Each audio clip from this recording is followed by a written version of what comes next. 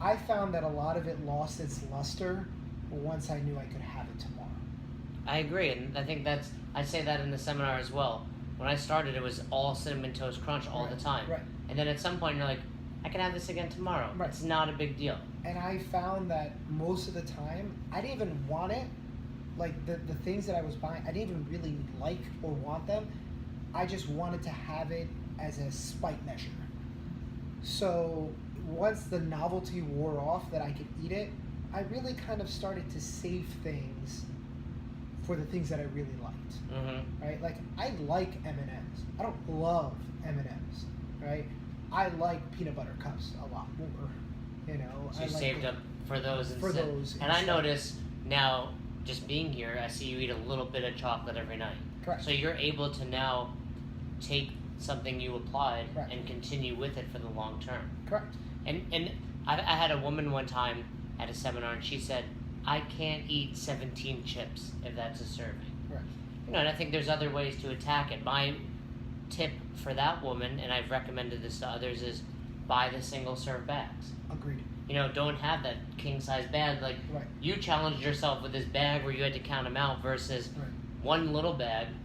I think there's something very mental and emotional about going back into the pantry and opening another Yes. bag. So that might be something people can take from this, and you don't have to, you know, set yourself up for success. Even something like Nutella. Right. Buy a single serve of it. Right. And I agree. I think you got to do it in phases, and I think that you have to go in knowing that you're going to fall off the wagon, and that's okay. Mm-hmm. You pick it up and try again. Like, I got, and, you know, that took me months to do. Do you know what I mean? That was my first challenge. My second one, I crashed and burned on. I tried to keep it 7 days, like a bag of chips in the house for 7 days. It lasted 2. And You know? but this is real talk. But this is real. People need to realize this, Right, and, so, hear like, it from you. I crashed and burned on that one, but then I didn't stop eating it because I knew if I did that, I was going back into the cycle. I was punishing myself Mm-hmm. instead of saying, okay, so I went back out and I bought it, and it lasted, again, I didn't do it exactly. It didn't last 7 days, but it lasted 4. But longer, right? And that was a great statement that you didn't get rid of it, because that's Right. depriving yourself and punishing yourself. Right. It's like you fail a snatch. Do you never snatch again? Of course not. You get right back on that bar and you try again. Of course. And I think we know that innately in the gym, you know, that if you fail it, you pick it up and try again, you know, and if you're having a bad workout, sometimes it's just a bad workout. Go home and shrug it off, and then you come back into the gym and you have a better workout. Mm-hmm. Right? But I think when it comes down to this, like, there's a couple things, right? So we know that, right? But think about the first time that you snatched, right? There's so many things going on, doubts in your head. Can I do this? Can I get in this position? The coach is screaming at you.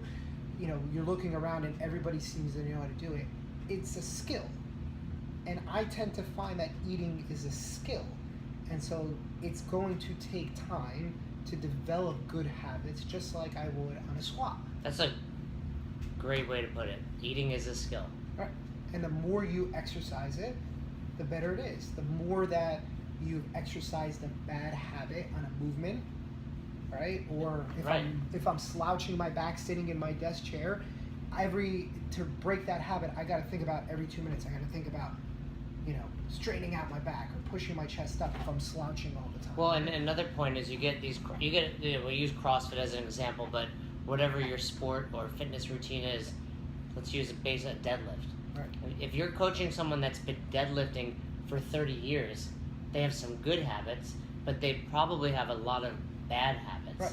And everyone's been eating. Correct. It's not like you get some people in CrossFit, it's their first time deadlifting.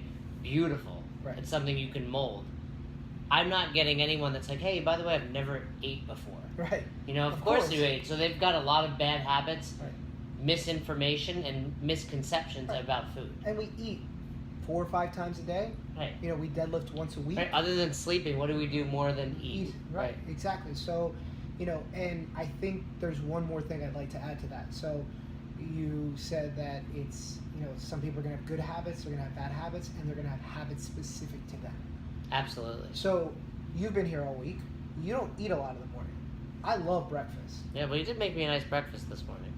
It's fair. I am a good cook. But it's very romantic. It was romantic. It was nice. romantic. As candles. I was surprised by the candles, but it was okay. Nice touch. I'm a good host. But you're right. I don't. That's my habit. But that's your habit.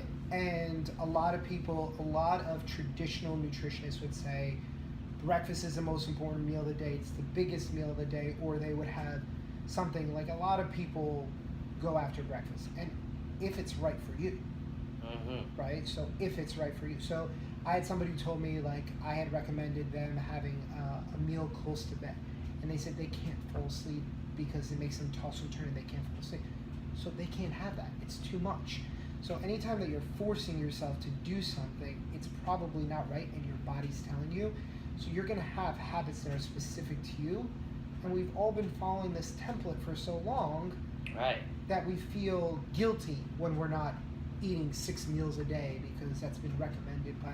But the truth of it is that these are all templates that really have nothing behind them or shown that they've really worked for longer periods of time. There's no proof of that. And I can tell you, even as crazy as this sounds, I felt a little guilty after eating breakfast. Just because it's something I'm so unaccustomed to. All right. And not that there's nothing wrong with it. Like I said, great breakfast, eggs, turkey bacon, etc. And I'm like, I don't usually eat it this time. This feels weird. Right. But there's nothing wrong with it. Right. You know, and I think that's great. And like I preach, it has to work for you. Right. And if you love a big breakfast, you don't have a huge breakfast, but if you like breakfast every morning, eat breakfast every morning. I like breakfast. Like, a lot of people tell me they can't go to the gym without eating. If I go to the gym eating, like close to eating, I'll puke. Like, that's why I don't eat a lot of breakfast. I can't, I just can't do it. And every nutrition plan that I've ever been on is like, you have to eat 60 minutes before a workout. And I see these, templates that are getting thrown out there in our world. Right. And it's like you said, it doesn't matter if you're male, female, overweight, underweight, CrossFitter, yogi, couch potato. Right. This is what you need to do. And it's like, how can this be accurate that every single person on the planet... When I started bodybuilding at 16, 17 years old, the guy that gave me my first food template gave me the same food as him. Right. I weighed 119 pounds. He weighed about 200 pounds. It was crazy. It's nuts. Yeah. And to think that nothing is flexible, like, here is, you have to eat 6 meals a day and you work a high-level job at a bank or investment firm, or you're a marketer, or you're in the car all the time. Like, how have we resided to say that everybody's eating schedule has to be exactly the It's same? impossible. Right? Like, I haven't worked a 9 to 5 in 7 years. Have you worked a 9 to 5?